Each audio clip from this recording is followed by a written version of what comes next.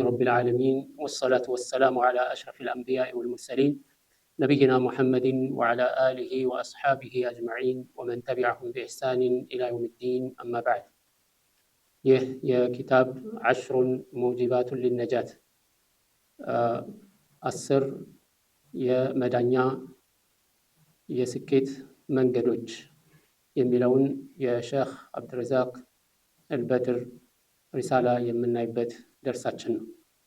በዚህ ደርስ ላይ ዛሬ የምንመለከተው አልሙጂቡ الثالث ሶስተኛውን የመዳኛ መንገድ ይሆናል። قال رحمه الله تعالى الموجب الثالث حفظه الله تعالى الموجب الثالث خشية الله عز وجل وتقواه ሌላው መዳኛው መንገድ አላህን سبحانه وتعالى መፍራት ነው። አላህን سبحانه وتعالى መፍራት ነው። قال الله تعالى ومن يطع الله ورسوله ويخشى الله ويتقه فأولئك هم الفائزون الله سبحانه وتعالى بسورة النور 52ኛ آيات ላይ ምን ይላል? ومن يطع الله ورسوله አላህን سبحانه وتعالى የሚታዘዝ የሆነ ሰው መልእክተኛውን የሚታዘዝ የሆነ ሰው ويخشى الله እንዲሁም አላህን የሚፈራና ويتقه የሚጠነቀቀው ሰው فأولئك هم الفائزون እነዚህ እድለኛ የሚሆኑት ከሚፈሩት ተጠብቀው የሚፈልጉትን በማግኘት የሚድኑት እነዚህ ናቸው። አላህን سبحانه وتعالى መፍራትና ከቅጣቱ መጠንቀቅ ማለት ነው። ትዕዛዙን በማክበር ክልክሉን በመራቅ فذكر الله عز وجل في هذه الآية الله سبحانه وتعالى በዚህች አያት ላይ أمورا لا يحصل الفوز ولا النجاة ولا الفلاح إلا بها የሰው ልጅ ፈውዝ የሚያገኝበት የሚድንበት የሚፈራውን ተጠብቆ የሚፈልገውን የሚያገኝበትን መንገዶች በዚህ አያት ላይ ጠቅሷል።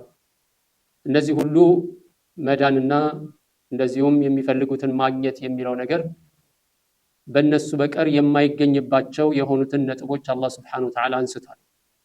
እነሱም ምንድናቸው? وهي طاعة الله الله سبحانه وتعالى متازز وطاعة رسوله ملكتنيون متازز باتباع سنته يا نبي صلى الله عليه وسلم سنة بمكتل متازز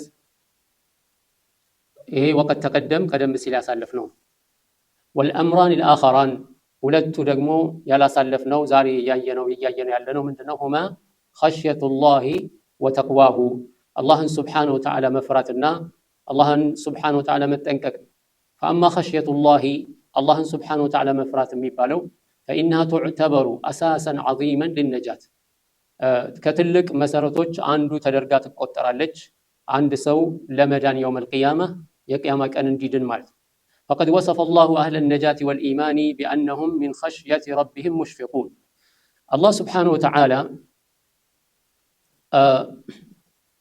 نجا يميوتو سوتشن የኢማን ባለቤት የሆኑትን ሰዎች አላህ ምን ብሎ ነው የገለጻቸው? من خشيته من خشية ربهم مشفقون በሱረቱ المؤمنون ላይ قد أفلح المؤمنون እነዛ አማኞች ዳኑ የሚለው አያት በሚጀምርበት ቦታ ላይ قد أفلح المؤمنون الذين هم في صلاتهم خاشعون والذين هم للزكاة فاعلون እያለ በሚለው አያት ላይ አላህ سبحانه وتعالى ስለነዛ የሚድኑ ሰዎችን በሚያነሳበት ቦታ ላይ والذين هم من خشية ربهم مشفقون እነዚያ ጌታቸውን ከመፍራት የተነሳ የሚጨነቁ የሆኑ ናቸው። وصفهم بقوله إنما المؤمنون الذين إذا ذكر الله وجلت قلوبهم እንዲሁም አላህ سبحانه وتعالى በሱረቱ الأنفال መጀመሪያ ላይም ሙእሚኖችን ሲያነሳ إنما المؤمنون الذين إذا ذكر الله እነዚያ ሙእሚኖች ማለት አላህ Subhanahu Wa Ta'ala በሚወሳ ጊዜ ወጅለት ቁሉብሁም ልባቸው የምትፈራ የምትሸበርናት የምትጨነቅናት وذلك أن خشية الله تسوق الإنسان إلى ترك القبائح ይሄ ምንድነው? እሱ አንድ ሰው አላህን የሚፈራ ከሆነ የአላህ ፍራቻ ወዴት ያደርሰዋል? አጸያፊ ነገሮች መስራትን ወደ መተው ያደርሰዋል። وفعل الطاعات አላህ Subhanahu Wa Ta'ala ያዘዘውን በመስራት ላይ ያነሳሳዋል። والإقبال على العبادات እንደዚሁም በአምልኮቶች ላይ መነሳሳትንና ወደ አምልኮት አላህን Subhanahu Wa Ta'ala ወደ መገዛት መመለስን የሚገፋፋ ነው ولهذا يقول الحسن البصري رحمه الله تعالى ስለዚህም አላህ Subhanahu Wa Ta'ala ስለዚህ ሐሰን አልበስሪ رحمه الله تعالى من ይላሉ المؤمن جمع إحسانا وشفقة ሙእሚን የተባለ ሁሉ ሁለት ነገሮችን በአንድ ላይ ሰብስቦ የያዘ ነው በአንድ ላይ ሁለት ነገሮችን ሰብስቦ የያዘ ነው ይኸው ምንድነው ኢህሳንን ወሸፈቃ መልካም ስራን ይሰራል አላህን Subhanahu Wa Ta'ala ይታዘዛል በዛው ልክ ደግሞ ይፈራል ማለት በዛው ልክ አላህን Subhanahu Wa Ta'ala ይፈራል በተገቢው አልተገዛውትም ይሆናል አላህ Subhanahu Wa Ta'ala ስራዬን ተቀብሎኝ ይሆናል ወይ እያለ ይጨነቃል ማለት ነው والمنافق منافق ደግሞ ምንድነው እሱ جمع إساءة وأمنا منافق ሲሆን ደግሞ ምንድነው ያጠፋል እንደገና መተማመን አለው ፍርሃት የሚባል ነገር የለው በቃ ምንም የትም አይደርስ እንዲያውም አንዳንዱ በጣም ደፋር ይሆናል በቃ ጀነትን ለማን ሊሰጠው ነው ለኛ ካላረ የሚል አለ ማለት ነው ስለዚህ ሙናፊቅ የሆነ ሰው እና ሙእሚን የሆነ ሰው ልዩነቱ ይሄ ነው ለዚህ ነው ነብዩ ሰለላሁ ዐለይሂ ወሰለም ተጠየቁ አንድ ወቅት ላይ እናታችን አይሻ ረዲየላሁ ዐንሃ ምን ስለ አንድ አያ ጠየቀቻቸው والذين يؤتون ما آتوا وقلوبهم وجلة أنهم إلى ربهم راجعون እነዛ አላህ Subhanahu Wa Ta'ala ከሰጣቸው የሚለግሱ ናቸው ልባቸው ደግሞ እየፈራ እየተጨነቀ የሚለውን አያት አንስታ እነዚህ ማለት በዚህ አያት ላይ የተጠቀሱት ኸምር የሚጠጡ ዝሙት የሚሰሩ ናቸው እንዴ ብላ ስትጠይቃቸው ምን አሉ ነብዩ ሰለላሁ ዐለይሂ ወሰለም አይደለም እነዚህ እነማን ናቸው ኸይር ስራን ይሰራሉ ሰደቃ ይሰጣሉ መልካም ስራን ይሰራሉ ከዛ በኋላ ደግሞ አላህ ተቀብሎኝ ይሆናል ወይ ብሎ ይጨነቃሉ እነዚህ ናቸው በዚህ አያት ላይ የተጠቀሱት والذين يؤتون ما آتوا وقلوبهم وجلة أنهم إلى ربهم راجعون የተባሉት እነሱ ናቸው أولئك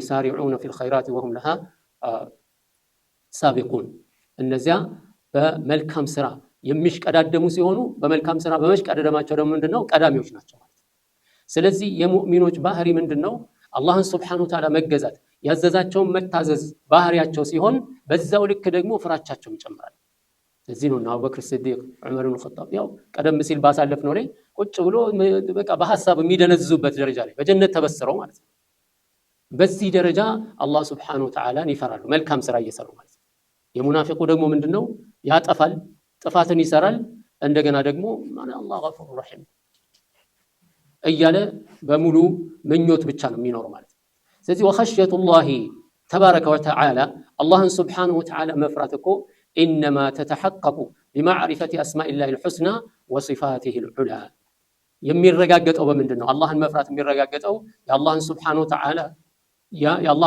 Wa Ta'ala ያማሩ የተዋቡ የሆኑ ስሞቹን በማወቅና እንደዚሁም ሲፋቶቹን በማወቅ ታላላቅ የላቁ የሆኑ የአላህ ሲፋቶች አሉ እነዛን በማወቅ والتأمل في آيات الله الكونية والشرعية يا الله سبحانه وتعالى ተፈጥሯዊ የሆኑ አያቶቹንና ሸሪዓዊ የሆኑ አያቶቹን በማስተንተን ነው የሚገኘው ማለት ነው بمعرفة أسماء الله الحسنى وصفاته العلى والتأمل في آيات الله الكونية والشرعية يا الله سبحانه وتعالى ተፈጥሯዊ የሆኑ ከውኒ የሆኑ አያቶች አሉ ተአምራቶች አሉ እንደዚሁም ሸሪዓዊ የሆኑ ተአምራቶች አሉ ከውኒ የሆኑት አያቶች ማለት ሰማያትን ባፈጣጠራቸው ምድርን ባፈጣጠሩ ተራራውን እንስሳዎችን ሰው ልጅ በራሱ ትኩረት አድርጎ ራሱ ላይ ያስተነተነ አላህ Subhanahu Wa Ta'ala እንዴት እንደፈጠረው እያስተዋለ ይህንን ተአምር አይቶ የሚመከርበት ሲሆን አያት ሸርዒያ የሚባሉት ደግሞ ቁርአንን ሐዲስን በማስተንተን መልእክቱን በመረዳት ወደ ልብ ማስገባት ነው ማለት ነው فكلما كان العبد اعظم معرفة بالله سبحانه وتعالى بالله تبارك وتعالى عند الله باريا الله سبحانه وتعالى ማወቁ በጨመረ ቁጥር የአላህ Subhanahu Wa Ta'ala ማወቅ እያደገ በሄደ ቁጥር كان اعظم خشية له አላህን የመፍራቱ ሁኔታ እየላቀ ይሄዳል አላህ ሰሚዕ ነው ሲል የሚናገረውን ነገር ይቆጥባል አላህ Subhanahu Wa Ta'ala ሰሚዕ ነው ማለት ደግሞ ስውሩ ድብቁ ሽክሽክታው ልክ እንደ ከፍ እንደሚወራው አንድ አይነት ነው አላህ Subhanahu Wa Ta'ala ስለዚህ ተደብቆም ድምጹን ዝቅ አድርጎም ሆነ በልቡም ያስበውን ነገር አላህ እንደሚያውቅበት ካወቀ አላህ ማይወደውን ነገር ከማድረግ ይጠነቀቃል ማለት ነው እንደዚሁም በየደረሰበት ቦታ አላህ Subhanahu Wa Ta'ala እንደሚያየው الذي يراك حين تقوم وتقلبك في الساجدين የሚለው አላህ Subhanahu Wa Ta'ala እያንዳንዷን እንቅስቃሴን የሚቆጣጠርና የሚያይ የሆነ መሆኑን አላህ Subhanahu Wa Ta'ala መሆኑን ሲያቅ ምን ይሆናል?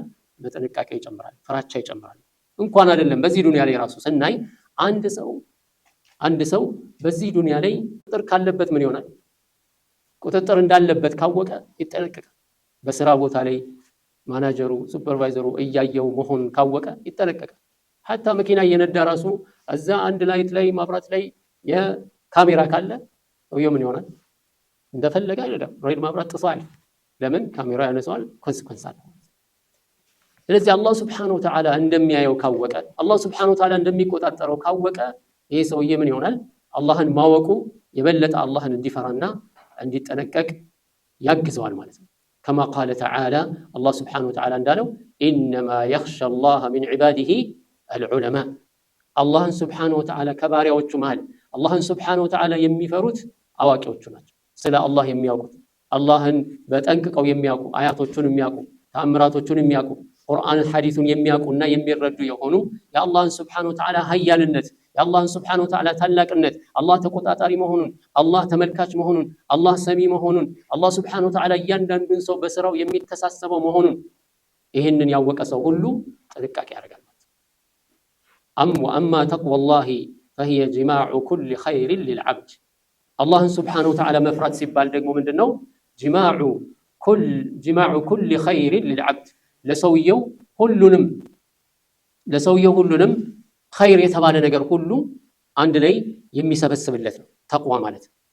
وهي سبب عظيم للنجاة يوم القيامة ተቅዋ ማለት ለሰው ልጅ የቂያማ ቀን እንዲድን የሚፈራውን እንዲጠበቅ የሚፈልገውን ከአላህ Subhanahu Wa Ta'ala እንዲያገኝ ዋነኛ ሰበብ ናት ተቅዋ ማለት ነው። كما قال تعالى الله سبحانه وتعالى እንዳለው وينجي الله الذين اتقوا بمفازتهم لا يمسهم السوء ولا هم يحزنون የቂያማ ቀን ማንን ነው የሚያድነው አላህ Subhanahu Wa Ta'ala? وينجي الله الذين اتقوا እሱን የፈሩትን አላህን Subhanahu Wa Ta'ala የፈሩትን ሁሉ አላህ ያድናቸዋል፣ ያተርፋቸዋል። بمفازتهم እነሱ ከሚፈሩት ተጠብቀው የሚፈልጉትን በማግኘት ማለት ነው። لا يمسهم السوء የቂያማ ቀን ክፉ የሚባል ነገር አይገጥማቸውም፣ አይነካቸውም። ولا هم يحزنون አያዝኑም፣ ሐዘንም አይገጥማቸውም የቂያማ ቀን። وقال تعالى እንዲሁም አላህ ምን አለ? ونجينا الذين آمنوا وكانوا يتقون ونجينا الذين آمنوا وكانوا يتقون አምነው ጌታቸውን ይጠነቀቁ የነበሩትን ሁሉ አተረፍናቸው፣ አዳንናቸው። ለዛ አመፀኞቹን ሙጅሪሞቹን ሁሉ ስናጠፋ እነሱ አላህን Subhanahu Wa Ta'ala አምነው የተጠነቀቁትን አተረፍናቸው። እንዲሁም በሌላ አያት ላይ وأنجينا الذين آمنوا وكانوا يتقون እነዚያ አምነው አላህን ይጠነቀቁ ይፈሩ የነበሩትን ሁሉ አተረፍናቸው። የዓድ ህዝቦች ሲጠፉ ምን አለ አላህ Subhanahu Wa Ta'ala? ونجينا الذين آمنوا وكانوا يتقون የሰሙድ ህዝቦች ሲጠፉ ሲያጠፋቸው አላህ Subhanahu Wa Ta'ala ምን አለ መጨረሻ ላይ? وأنجينا الذين آمنوا وكانوا يتقون والتقوى في الأصل تقوى በመሰረቱ ምንድነው? مأخوذ من الوقاية ከጥንቃቄ መከላከል ከሚለው የተወሰደ ነው። ومن أحسن ما عرفت به قول طلق بن حبيب ተቅዋን በተመለከተ ከተሰጡት ማብራሪያዎች ሁሉ ምርጥ ማብራሪያ ማለት የጠልቅ ብን ሐቢብ رحمه الله تعالى ማብራሪያ ነው። لما سئل በተጠየቀ ጊዜ ስለ ተቅዋ ሲጠየቅ ምንድን ያለው? صف لنا التقوى ተቅዋ ምንድነው እስቲ ንገረን ግለጽልን ሲባል ምን አለ? فقال التقوى ተቅዋ ማለት ምንድነው? عمل بطاعة الله الله سبحانه وتعالى በመታዘዝ ላይ መልፋት ነው፣ መስራት ነው። رجاء رحمة الله يا الله سبحانه وتعالى أزنت بمكجل على نور من الله كالله بهنا برهان بمرجع بقرآن بحديث ما سرجا يزو الله سبحانه وتعالى بمفرات لي مسرات يا لما سرجا زنبرو ما يتنكقوتن ميفرراونم ما يفرراونم ليفران ميتونم ميسراونم አብሮ ሊተውኑ ወይም ሚሰራውንም ሚተውኑም አብሮ አንድ ላይ ሊሰራ ነው። በኑር በብርሃን ከሆነ ከአላህ በመጣ መመሪያ ከሆነ ግን የሚተውን ይተዋል፣ የሚሰራውን ይሰራል፣ የሚጠነቀቀውን ይጠነቀቃል፣ የሚሄድበትን ደግሞ ይሄድበታል። የሚተውን ይተዋል፣ የሚሰራውን ይሰራል። ዕውቀት ከሌለው ማስረጃ ከሌለው ግን ሁሉንም አግበስብሶ ሊሰራ ነው ወይንም ሁሉንም ሊተው የሚሰራ መሰራት ያለበትንም መሰራት የሌለበትንም አንድ ላይ ሊተው እዚህ ተቅዋ ያስመል ወተቅዋ ተርኩ ማዕሲየቲላህ አላህን ስብሓነሁ ወተዓላ ማመፅን መተው ነው። መኻፈተ ዒቃቢላህ ንያው ሐሳቡ ደግሞ የአላህ ምን ቅጣት ለመጠንቀቅና ፈርቶ መሆን አለበት። ዐላ ኑሪን ሚነላህ ይሄ የሚተወው ነገር ከአላህ ስብሓነሁ ወተዓላ በመጣ መመሪያ አላህ ተው ያለው መሆኑን የአላህ መልእክተኛ አትስሩ ተው ያሉትን መሆን አለበት። አንዳንድ ጊዜ ሰው ምን ያደርጋል? ሁሉንም ሱናውንም ቢድዓውንም ይሰራል ዝም ብሎ። ምንድነው ሲባል በቃ እኛ አላህን ስለምንወድ እንሰራለን የመሰለውን ሁሉ ይሰራል ማለት። ወይም ደግሞ አላህን ስለምንፈራ ብሎ የሚተወውንም የሚሰራውንም አንድ ላይ ይተዋል። ለምን ሲባል አላህን ፈራ፣ አላህ እንዳይቀጣኝ ፈርቼ። ስለዚህ ይሄ አይደለም አላህን መፍራት መታዘዝ ማለት። አላህ ስብሓነሁ ወተዓላ ስሩ ያለውን በመስራት ተው ያለውን በመተው። ይሄን ደግሞ አላህ ተው እንዳለው የሚታወቀው መቼ ነው? በእውቀት ነው። አላህ ስሩ ያለው የሚታወቀው በምንድን ነው? በእውቀት ነው። ከአላህ በመጣ መመሪያ ነው። ስለዚህ ነው ከአላህ ስብሓነሁ ወተዓላ ምንድን ያለው? ወላ ተቁሉ ሊማ ተሲፉ አልሲነቱኩም አልከዚበ ሃዛ ሐላሉን ወሃዛ ሐራም ሊተፍተሩ ዐለላሂ አልከዚብ ኢነ ለዚነ የፍተሩነ ዐለላሂ አልከዚበ ላ ዩፍሊሑን። አይድኑም ነው ያለው አላህ ስብሓነሁ ወተዓላ። ማን ይሄ ሐላል ነው ይሄ ሐራም ነው ምንም ማስረጃ ሳይኖር ይሄ ይቻላል ይሄ አይቻልም አይቻልም ማለት ምን ችግር አለው ብሎም ራሱ በድፍረት መናገር፣ ይሄ ምንድነው? ከባድ ነው። በአላህ ላይ የማያውቁትን መናገር። ወላ ተቁሉ ሊማ ተሲፉ አልሲነቱኩም አልከዚብ ውሸት ነው ከአላህ ሳይኖር ይሄ ነገር ሐራም ነው ወይም ደግሞ ዝም ብሎ ነው ሐራም ሐራም የሚሉት ይሄ ማን ከለከለ እያለ የሚዳፈር የሆነ ሰው አደገኛ። አይቻልም ለማለትም ማስረጃ ያስፈልጋል፣ ይቻላል ለማለትም ማስረጃ ያስፈልጋል። ለዚህ ነው ሰለፉነ ሷሊህ አንድ ጥያቄ ፈትዋ በሚጠየቁበት ሰዓት ይጨነቃል። ከነሱ ሌላ የሆነ ሰው ይሄን ጥያቄ ወስዶ ቢመልስላቸው ይመኛል። ለምን? በአላህ ስም ነው መልስ የሚሰጡት። አላህ ይፈቅዷል ሊሉ ነው ወይም አላህ ከልክሏል ሊሉ ነው። በአላህ ስም ይቻላል ሊሉ ነው ወይም አይቻልም ሊሉ ነው። ሐራም ነው ሊሉ ነው ወይም ሐላል ነው ሊሉ ነው። በአላህ ስም እውቀት ኖሯቸው አላህ ስብሓነሁ ወተዓላ ይህንን የመናገር እድሉን ሰጥቷቸው ራሱ ይጨነቃል። ዛሬ አንድ ሰው ቁጭ ብሎ በቃ ምኑን አያውቅ ተነስቶ ብቻ ይሄ ነገር ምንም ችግር የለውም። በትዳር ላይ ሰው ፈትዋ የሚሰጥ ሰው አለ ቁጭ ብሎ። የትዳር ጉዳይ በጣም ከባድና አስጨናቂ። አንዳንዴ የፈረሰን ትዳር አልፈረሰም ብሎ ፈትዋ የሚሰጥ ሰው አለ። የፈረሰ ያለቀለት በቃ ከዚህ በኋላ አብሮ መኖር የማይችሉ አብሮ ከኖሩ ዝሙት ነው ተብሎ የሚቆጠረውን ሁኔታ አይ እናንተ ከተዋደዳችሁ ከተስማማችሁ ከአሁን በኋላ እንደማትጣሉ ከአመናችሁበት አብራችሁ መቀጠል ትችላላችሁ። አለቀለት በቃ ከዚህ በኋላ ቢገናኙ ዝሙት ነው የሚሰሩት በሸሪዓ ሁክም ማለት ነው። እሱ ግን በቃ ማግራራት ነው ስራው። በቃ አግራርቶ አስገብቶ ሐራም ያሰራቻል። አንዳንዴ ደግሞ ትዳሩ ትልቅ ተስፋ ያለው የሆነውን ነገር አይ በቃ ምንም ዋጋ የለውም አልቆላችኋል፣ አብራችሁ መኖር አትችሉም፣ ተለያይታችሁ ነው መኖር ያለባችሁ ብሎ መለምለምና ተመልሶ ማበብ ያለበትን ትዳር ፍርስርሱ ያወጣል። ልክ እንደዚሁ ነው በዒባዳም ጉዳይ ላይ በሌሎችም ርዕሶች ላይ ተነስቶ አንድ ሰው ችግር የለበትም ሲል ምንድነው ከምን ተነስቶ አንድ ሰው ችግር አለበት ሲል እስከምን ተነስቶ ይሄን ማወቅ አለበት። አለበለዚያ ግን በአላህ ስም መናገር በጣም ከባድ ነው። እዚህ ሁሌ እያንዳንዱ ነገር ምን መሆን አለበት? አላህ ከአላህ በመጣ ኑር ዐላ ኑሪን ሚነላህ ከአላህ ስብሓነሁ ወተዓላ በመጣ ኑር በኪታብና በሱና ቀድ ጃአኩም ሚነላሂ ኑሩን ወኪታቡን ሙቢን እንዳለው አላህ ስብሓነሁ ወተዓላ ከጌታቸው አላህ ስብሓነሁ ወተዓላ ኑር መጥቶላቸዋል። ያዕኒ ኪታብ ወሱና የነቢ ሰለላሁ ዐለይሂ ወሰለም ሱና የአላህ ስብሓነሁ ወተዓላ ኪታብ።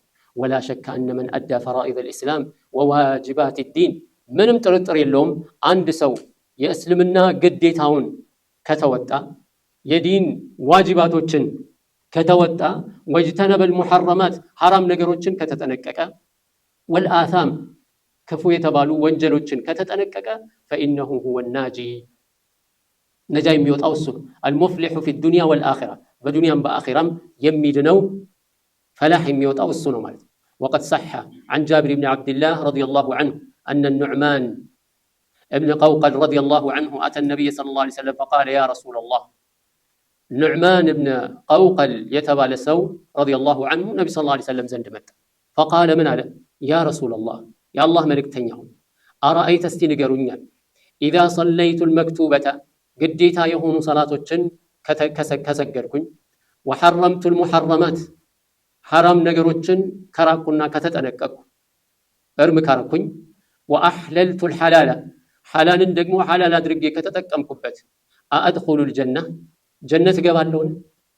ቃለ ሰለላሁ ዐለይሂ ወሰለም ምን አሉ የአላህ መልእክተኛ ነቢ ሰለላሁ ዐለይሂ ወሰለም ናም አዎ ትገባለህ ጀነት አሉት ነቢ ሰለላሁ ዐለይሂ ወሰለም ጀነት ትገባለህ ናም እዚህ ይሄ ነው እንግዲህ አሁን ጅማዕ የሆነ የሸሪዓ መርሆ ነው ይሄ ማለት ያ ማለት አትጾም ማለት ነው አይደለም ዘካት ትክፈል ማለት ነው አይደለም ግን ይሄ ጥቅል የሆነ መመሪያ ነው ማለት እንዳንዱ እንደዚህ አይነት ነገር ካየ በቃ ያው ሰላት ሰግዳለሁ ሐራም አልነካም በቃ ይሄ አይደለም ይሄ አሁን ሐዲሱ ጥቅል የሆነ መመሪያ የሰጡት ነው እንደ ሰውየው ሁኔታ ይለያያል ዘካም የወጀበበት ሊሆን ይችላል ታዲያ አምስት ሰው ሰላት ሰግዶ ሐራም ከራቀና ሐላሉን ሐላል ካረ ጀነት ሊገባ ነው ዘካውስ ምን ሊሆን ዘካ መስጠት ግዴታ ካለበት ስለዚህ ይሄ ምንድነው ጥቅል የሆነ መመሪያ اذا صليت المكتوبه وحرمت الحرام واحللت الحلال حرامون حرام አድርጌ ከተጠነቀቁ ሐላሉን ሐላል ካረኩኝ አላህን ከፈራማል በሸሪዓ ትእዛዝ ውስጥ የአላህን ትእዛዝ አክብሮ አላህን Subhanahu Wa Ta'ala ከፈራ ምንድነው የሚሆነው ጀነት ገባለው ወይ አለ አው አሉት ነብዩ ሰለላሁ ዐለይሂ ወሰለም قال نعم አው አሉት ነብዩ ሰለላሁ ዐለይሂ ወሰለም فكل من جاهد نفسه ማንኛውም ነፍሱን የታገለ የሆነ ሰው وصبرها على فعل الواجبات ግዴታ የሆኑ ተግባራቶችን فكل من جاهد نفسه وصبرها على فعل الواجبات وترك المحرمات ግዴታዎችን በመፈጸም ሐራሞችን በመራቅ ላይ ግዴታ የሆኑ ነገሮችን በመስራትና ሐራም የሆኑ ነገሮችን በመጠንቀቅ ላይ ነፍሱን ካስታገሰ فإن الله سينجيه الله سبحانه وتعالى يدنون الله سبحانه وتعالى يترفع ويهديه إلى سواء الصراط الله ودك تككلن يوم منجد يمرون كما قال تعالى الله سبحانه وتعالى قالوا والذين جاهدوا فينا لنهدينهم سبلنا وإن الله لمع المحسنين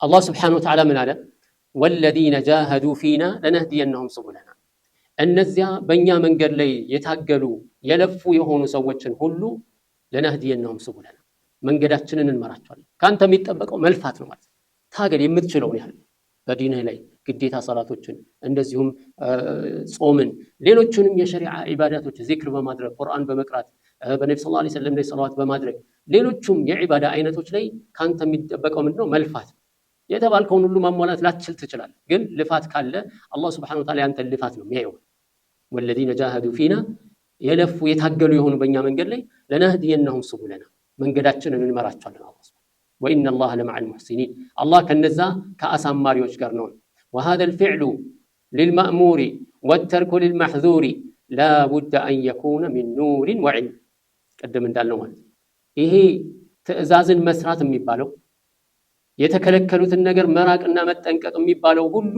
لا بد أن يكون من نور وعلم ኑር ሊኖር ይገባል ብርሃን ከሌለ በጨለማ መጓዝ አይቻልም ዕውቀት ከሌለ በጅህልና መጓዝ አይቻልም ስለዚህ ኑር ያስፈልጋል እንደዚሁም ዒልም ያስፈልጋል ليعرف العبد ما يتقي የሚጠነቀቀውን ያውቅ ዘንድ ምን ያስፈልጋል ይሄ ያስፈልጋል ዕውቀት ያስፈልጋል ኑር ያስፈልጋል ስለዚህ በጨለማ የሚጓዘው ትክክለኛ ንጹህ የሆነውን መንገድና ገደሉን መለየት አይችልም ካላወቀ መድኃኒት መስሎት መርዝ ሊጠጣ ይችላል ዕውቀቱ ከሌለ በአንድ ጊዜ የሚዳን የመሰለው ሰው ለአንድ ወር የተሰጠውን መድኃኒት በአንድ ቀን ሊጨርስ ይችላል ዕውቀት ከሌለ ማለት ነው ስለዚህ ዕውቀት የግድ ነው ليعرف العبد ما يتقي كما قال تعالى وكذلك أوحينا إليك روحا من أمرنا لك እንደዚሁ ወዳንተ وحي አደረግን روحا من أمرنا ከኛ የሆነ መመሪያ ማለት ما كنت تدري ما الكتاب كتاب من እንደሆነ አታውቅም ነበር ولا الإيمان من እንደሆነ አታውቅም ነበር ولكن جعلناه نورا ነገር ግን እኛ አደረግነው كتاب የሚባለው ኢማን የሚባለው ምን አደረግነው ኑር አደረግነው نهدي به من نشاء من عبادنا ከባሪያዎቻችን የፈለግነውን ልንመራበት እነዛ አላህ Subhanahu Wa Ta'ala ሊመራቸው የፈለገውን ሊያቀናቸውና ሊያስተካክላቸው ማለት قال بكر بن خنيس رحمه الله تعالى من قال كيف يكون متقيا من لا يدري ما يتقي እንዴት አላህ አንድ ሰው አላህን Subhanahu Wa Ta'ala የፈራ ነው ሙተቂ ነው ሊባል ይችላል እንዴት ሊባል ይችላል አንድ ሰው من لا يدري የማያውቅ ከሆነ ما يتقي የሚፈራውን እማያውቅ ከሆነ አንድ ሰው እንዴት ነው የሚጠነቀቀው እዚህ አላህን ሱብሓነሁ ወተዓላ ለመፍራት አላህን ሱብሓነሁ ወተዓላ ለመጠንቀቅ ምን ያስፈልገዋል? እውቀት ያስፈልገዋል። የትኛው ነው የሚሰራው፣ የትኛው ነው የሚተወው ማወቅ አለበት።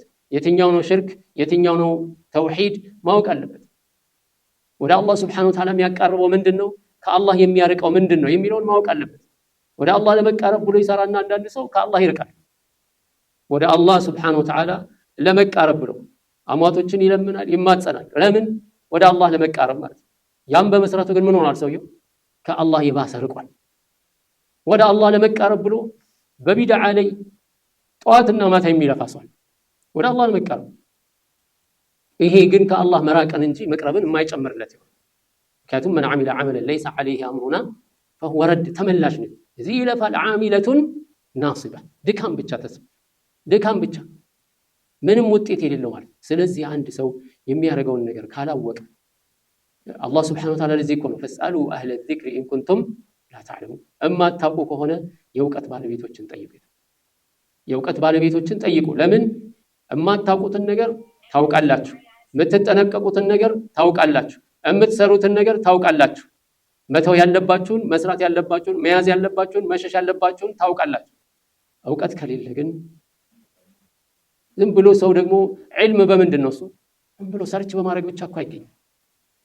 ዒልም ሰርች በማድረግ ኢነመል ዒልሙ ቢተዓሉም ወኢነመ ሰብሩ ቢተሰቡር። እውቀት ማለት በምንድን ነው? በመማር ነው። ካልተማረ አንድ ሰው እውቀት ሊያገኝ አይችልም። የለም እውቀት ዝም ብሎ አይመጣም። አንድ ሰው ዶክተር ለመሆን ዝም ብሎ ዶክተር የሚያደርጉ ወይም ዶክተሮች የሚያጠኑትን መጽሐፍ ሰብስቦ ዝም ብሎ ቁጭ ብሎ ቢያነብ ዶክተር ይሆናል? አይሆንም። ልክ ዶክተሮቹ ለዚህ እኮ ነው እንጂ ስንትና ስንት የተማረ ኃይል አለ። መጽሐፍ ማንበብ ሱስ የሆነበት ሰው አለ። ቁጭ ብሎ ያንን መጽሐፍ ሰብስቦ ቢያነብ ነገ ዶክተር ሆኖ ሊመጣ አይችልም። የግድ መማር አለበት። ትንሹንም ትልቁንም አንድ ሰው ካልተማረ በስተቀር ዋጋ የለውም። ሰውየው አንድ ሱቅ በሰራተኝነት ከተቀጠረ የሚሸጠውን የማይሸጠውን ለይቶ ካላወቀ፣ ዋጋውን ለይቶ ካላወቀ ዝም ብሎ ሱቅ ስለቆመ ብቻ ጥሩ ነጋዴ ሊሆን አይችልም፣ ሻጭ ሊሆን አይችልም። ወይ ያከስረዋል ሰውየውን፣ ወይም ደግሞ ያለ አግባብ የሰዎችን ገንዘብ ይሰበስባል። ስለዚህ እውቀት በሁሉም በማንኛውም ነገር ላይ እውቀት አስፈላጊ ነው። ታዲያ በዱንያ እውቀት ላይ የዚህን ያህል እውቀት ሳይኖረን በምንም ነገር ውስጥ እንደማንገባ ካወቀን ለምን ነው የዲን ነገር ሲሆንስ፣ የአላህ ሱብሓነሁ ወተዓላ ዲን ሲሆንስ ዝም ብሎ አንድ ሰው ባላወቀው ነገር ሁሉ ገብቶ የሚፈልገውን ነገር ቢናገር ከሆነ አደገኛ። በሰላም ወቅት ላይ ወይም ሰላም በመፍጠር ባለበት ወቅት ላይ ጦርነት የሚፈጥር ከሆነ፣ ጦርነት መፍጠር ባለበት ቦታ ላይ ሰላምን የሚፈጥር ከሆነ ይሄ አደገኛ ነው። ለዚህ ነው አላህ ሱብሓነሁ ወተዓላ እኮ ምንድን ያለው? ወኢዛ ጃአሁም አምሩን ሚነል አምኒ አዊል ኸውፊ አዛዑ ቢህ። አንድ የሰላም ጉዳይ ሲመጣ ወይም የስጋት ጉዳይ በሚመጣባቸው በሙስሊሙ ላይ በሚመጣ ጊዜ አዛዑ ቢህ አለ። ኢዛዕ ምንድን ነው? ስርጭት ነው። ልክ አሁን በሶሻል ሚዲያ እንደሚያሰራጩት አዛዑ ቢያሰራጩታል። ወለው ረዱሁ ኢለ ረሱል፣ ወደ መልእክተኛው ቢመልሱት፣ ወኢላ ኡሊል አምሪ ሚንሁም፣ የእውቀት ባለቤቶች ወደ ሆኑ ቢመልሱ ኖሮ ለዚህ ለሰላሙም ሆነ ለስጋቱ ጉዳይ ምንድነው መፍትሄው ብለው ወደ እውቀት ባለቤቶች ቢመለሱ ኖሮ ምን ይሆናሉ? ለዓሊመሁ الذين يستنبطونه منهم። ምን ማድረግ አለብን እስቲ በዚህ ጉዳይ ላይ ምንድነው መሆን ያለበት የሚለውን ነገር ምን ማድረግ እንዳለባቸው ያላወቁ ሰዎች ሁሉ የሚጠይቁ ሁሉ መልስ ያገኙ ነበር፣ ያውቁ ነበር ወዴት አቅጣጫ መሄድ እንዳለ። ግን ምን ሆኗል? ተሰራጭቷል። ተነስተ ብሏል። ሰው ቤት በኩል እንደሚነሳ ምን እንደሚረሳ ምን አያውቀው። ይሄ አይደለም ዲን። የሰላም ጉዳይ ሲሆን ወደ እውቀት ባለቤቶች፣ የስጋትም ጉዳይ ሲሆን ወደ እውቀት ባለቤቶች ተመልሰዋል። አንዳንዱ በቃ የመጀመሪያ ያሰራጨ ሰው መሆን ነው የሚፈልገው። ቅድሚያ ተገኝቶ ቅድሚያ አሰራጭቶ ተናግሮበት በቃ አገሌ እኮ ስለዚህ ጉዳይ ተናግሯል መባልን ነው የሚፈልገው። ይሄ የሰላም ጉዳይ ነው? የስጋት ጉዳይ ነው? የሰላም ጉዳይ ከሆነስ ምንድነው መደረግ ያለበት? የስጋት ጉዳይ ከሆነስ ምንድነው መደረግ ያለበት? መን ሰመተ ነጃ የተባለው እኮ ለዚህ ዝም ያለ ሰው ድኗል። ዝምታ ወርቅ ነው፣ በማያውቀው ነገር ላይ ከሚናገር ነው። ስለዚህ አንድ ሰው የሚጠነቀቀውን ካላወቀ ከይፈ የኩኑ ሙተቂየን መን ላ የድሪ ማ የተቂ፣ የሚፈራው ምን እንደሆነ የሚጠነቀቀው ምን እንደሆነ ካላወቀ እንዴት ጥንቁቅ ሊባል ይችላል? ሊባል አይችልም ማለት ነው። ናም። ስለዚህ ኢንሻአላህ በሚቀጥለው ደርሳችን ላይ እናነሳዋለን። የዛሬውን በዚህ እናቆማለን። ወሰለላሁ ወሰለመ ዐላ ነቢይና ሙሐመድ ወዐላ አሊሂ ወሰሕቢሂ አጅመዒን።